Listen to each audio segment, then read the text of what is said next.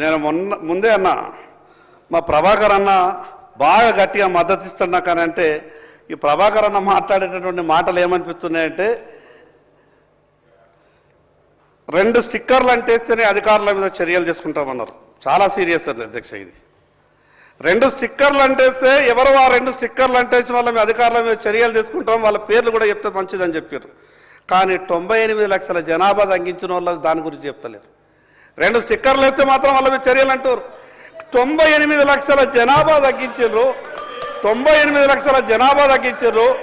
నేను ఏమంటానంటే అధ్యక్ష, అన్నా అన్నా అన్నా నేను మీ ప్రభుత్వాన్ని ఒక మాట అంటలేను అన్నా అన్నా. గౌరవ ఉత్తమ్ కుమార్ రెడ్డి.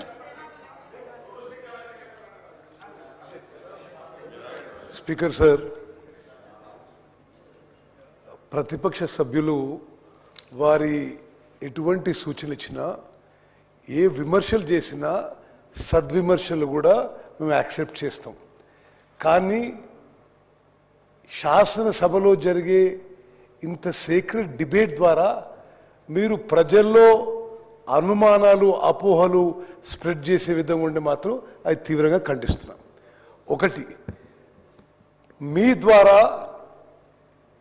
ఈ సభ సభ్యులందరికీ, ఈ రాష్ట్ర ప్రజలందరికీ కూడా చాలా స్పష్టంగా తెలియజేస్తున్నాము.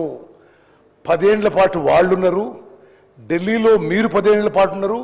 మీరు ఎక్కడన్నా బీసీ కులగణన మొదలుపెట్టినండి? మీరు ఏ బీజేపీ రాష్ట్రం మొదలుపెట్టినా? మీరు నరేంద్ర మోదీ గారు మొదలుపెట్టినా? మొదలుపెట్టలేదు.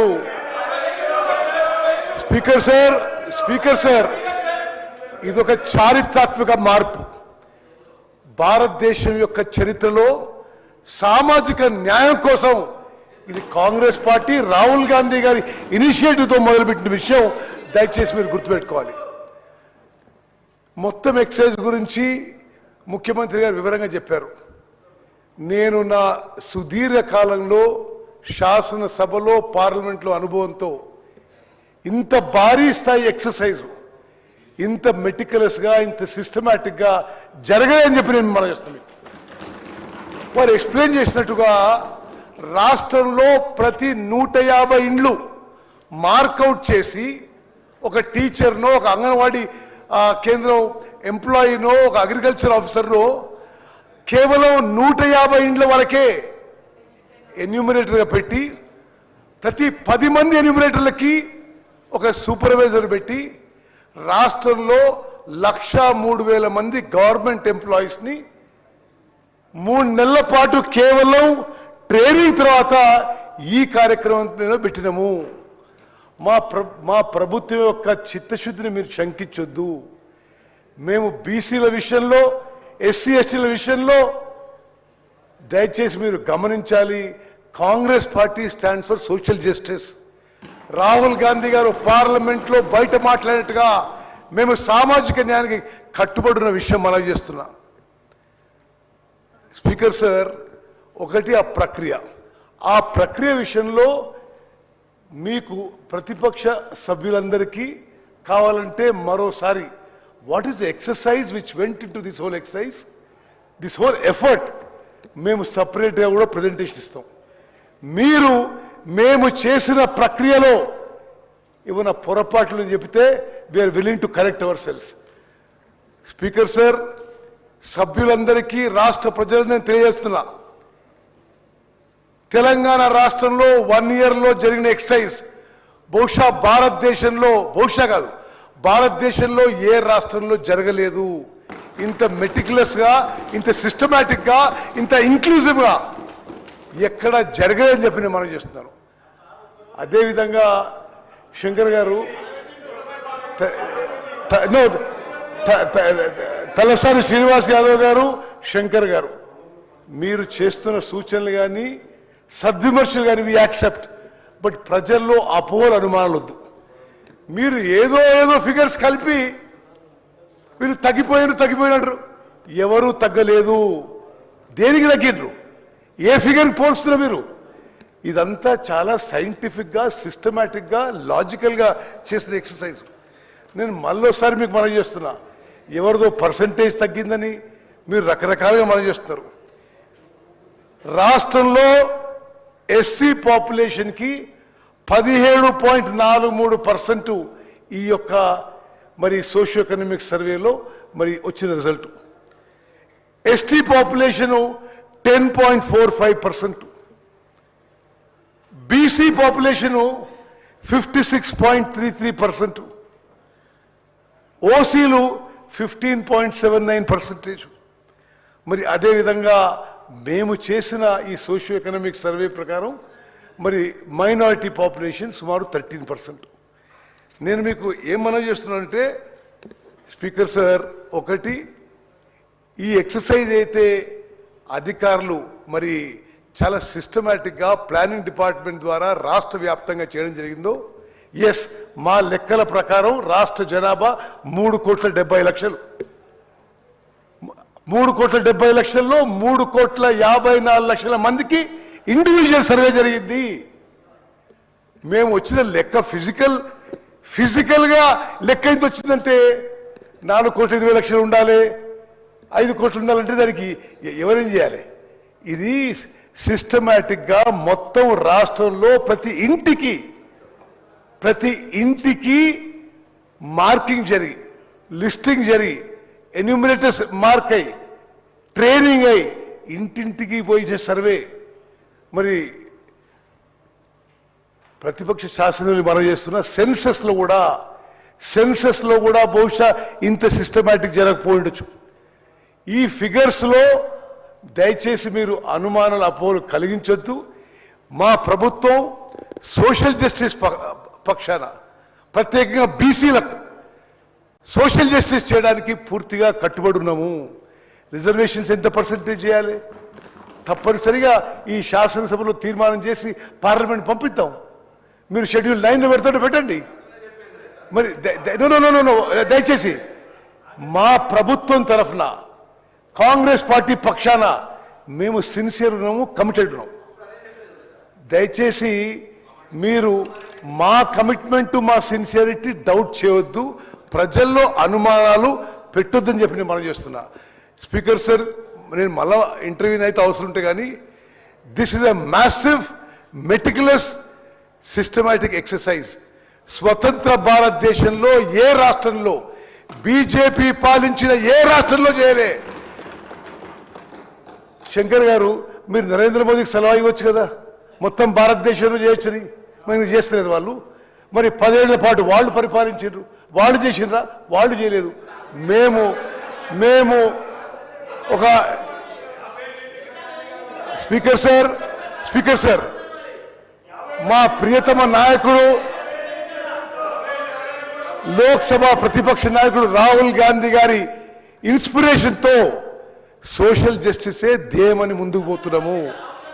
చాలా మెటిక్యులస్ గా ఈ మొత్తం ఎక్సైజ్ చేయడం జరుగుతుంది. అంకెలపై అనుమానం చేస్తే మరి మీకు మొత్తం అసలు ఎక్సర్సైజే దాన్ని డెఫర్ చేయాలంటారు, పోస్ట్పోన్ చేయాలంటారు. ఇది చాలా సిస్టమేటిక్ గా సీరియస్ గా చేసిన ఎక్సర్సైజ్. ఈ అంకెలు జెన్యూన్. దయచేసి తగ్గింది అంటారు. దేన్ని పోల్చి మీరు తగ్గింది అంటున్నారు? What are you comparing with? ఇది జెన్యూన్ ఫిగర్స్. అద్భుతంగా చేసిన ఈ సోషియో ఎకనామిక్ సర్వేకి తెలంగాణ రాష్ట్ర ప్రధాన కార్యదర్శి గారికి, ప్లానింగ్ డిపార్ట్మెంట్కి మనస్ఫూర్తిగా అభినందనలు తెలియజేస్తున్నాను. శంకర్ గారు కన్క్లూడ్ చేయండి.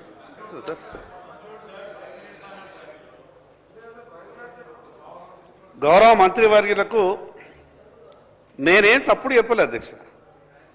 నేను ప్రభుత్వ వెబ్సైట్లో నుంచి మాత్రమే తీసుకున్నా.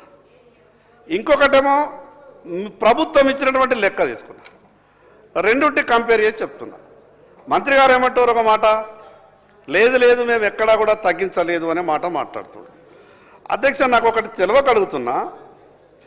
2014లో ఉన్నటువంటి సంఖ్య 2024కు వచ్చే వరకంటే 21 లక్ష తగ్గింది. ఇది తప్పు కాదా? ఒకటే నిమిషం. ఐఎమ్ సారీ మిమ్మల్ని ఇంటర్వ్యూ చేస్తున్నా. 2014 ఏ సంఖ్య అంటుండే నేను? 2014లో జాతీయ స్థాయిలో సెన్సస్ జరిగిందా? 2014లో ఏ ఫిగర్స్ కోట్ చేస్తుందో చెప్పాలి. దానికి ఏ అథారిటీ ఉంది, ఏ డాక్యుమెంట్ ఉంది, దయచేసి చెప్పాలి. మనం చేస్తున్నాం. అది కూడా చెప్తా అధ్యక్ష, అది కూడా చెప్తా మీకు. అధ్యక్ష, తెలంగాణ రాష్ట్రం వచ్చిన తర్వాత ప్రభుత్వం ఏ పార్టీది ఉన్నదనేది పక్కకు పెడదాం. ఆ రోజు ప్రభుత్వం చేసినటువంటి డాక్యుమెంట్ వెబ్సైట్లో ఉన్నది. ఇది నాకు వ్యక్తిగతంగా ఇవ్వలే, వెబ్సైట్లో ఉన్నది, ప్రభుత్వ అధికారిక వెబ్సైట్లో ఉన్నది. నేనేమంటున్నానంటే ఇది ప్రభుత్వ అధికారిక వెబ్సైట్లో ఉంది. ఆ రోజు ప్రభుత్వం ఏది ఉన్నది అనేది కాదు, ప్రభుత్వమే కదా, ఆ రోజు ఉన్నటువంటి ప్రభుత్వమే కదా చెప్పింది. ఈ రోజు ప్రభుత్వమే, ఆ రోజు ప్రభుత్వమే. సార్ నేను దయచేసి ఆయన దగ్గర ఉన్న రికార్డు ఏ ఆధారంగా చెప్తా ఉన్నారో, ఎక్కడి నుంచి వచ్చింది రికార్డు? గత ప్రభుత్వం ఆ రోజు whether they have made A public document చేసిండ్రు అధ్యక్ష, శాసనసభలో పెట్టిండ్రు అధ్యక్ష. ఈరోజు శాసనసభలో పెట్టిండ్రా, దానిపైన చర్చ చేసిండ్రా, దానికి లీగాలిటీ ఏంది, దానికి శాంక్టిటీ ఏంది? దానికి శాంక్టిటీ లేదు, లీగాలిటీ లేదు. డాక్యుమెంట్ పట్టుకొని ప్రజలను పక్కదారి పట్టించే ప్రయత్నం చేయకండి. మీరు బయట రెండు పక్షాలు ఒకటి కావచ్చు, లోపల కూడా అదే విధంగా ప్రస్తావన చేస్తే ఎట్లా అధ్యక్ష? శంకర్ గారు, ఇప్పుడు శంకర్ గారు ప్లీజ్ కన్క్లూడ్ చేయండి. అయిపోయి 10 నిమిషాలు ప్లీజ్. ఇప్పుడు ఎల్ఏ మంత్రి గారికి నేను చెప్పేంత గొప్పవాడిని కాను, కానీ వెబ్సైట్ ఇది గవర్నమెంట్ వెబ్సైట్, ఇది నాది కాదు, గవర్నమెంట్ వెబ్సైట్. గవర్నమెంట్ ఇచ్చినటువంటి ఆ వెబ్సైట్లో నుంచి తీసుకున్నటువంటి లెక్కనే. నేనేమంటున్నానంటే ఉత్తమ్ కుమార్ రెడ్డి గారు మాట్లాడుతూ ఏమన్నారంటే మీరు అనవసరమైనటువంటి అనుమానాలని ప్రజలకు తలెత్తే విధంగా మాట్లాడుతున్నారు అని అంటే బాధ అనిపించి చెప్తున్నా అధ్యక్ష. బీసీలు 2014లో ఒక లెక్క ఉంటే 2024లో ఒక నిమిషం స్పీకర్ సార్, 2014 ఏ అంకెలివి? మేమెక్కడ చూడలేదు ఇవి. మీరు ఎక్కడి నుంచో ఫిగర్ చెప్తే ఎట్లా? 2014లో నో ఫిగర్స్. మీరు 2011లో జాతీయ సెన్సెస్ కోట్ చేయండి, 2017 కోట్ చేయండి. మీరు 2014లో ఏ ఫిగర్స్ గురించి మాట్లాడుతున్నారు? మీరు లేని ఫిగర్స్ చూపెట్టి ప్రజల్లో అనుమానాలు సృష్టించొద్దని చెప్పి విజ్ఞప్తి చేస్తున్నా.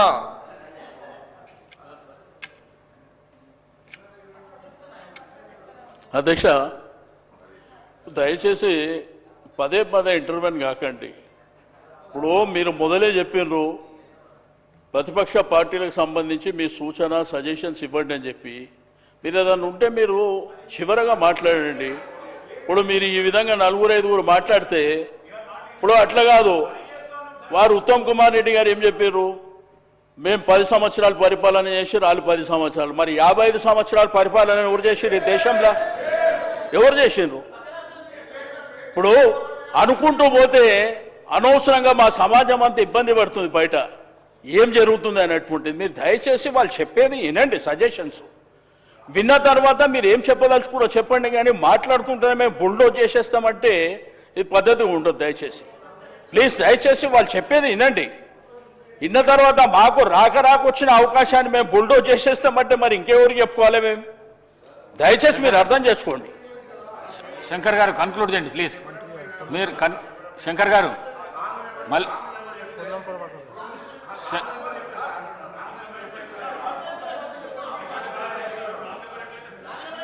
శంకర్ గారు ప్లీజ్ కన్క్లూడ్ చేయండి. చెప్పిందే చెప్పకండి, ప్లీజ్ కన్క్లూడ్ చేయండి. ఓకే అధ్యక్ష,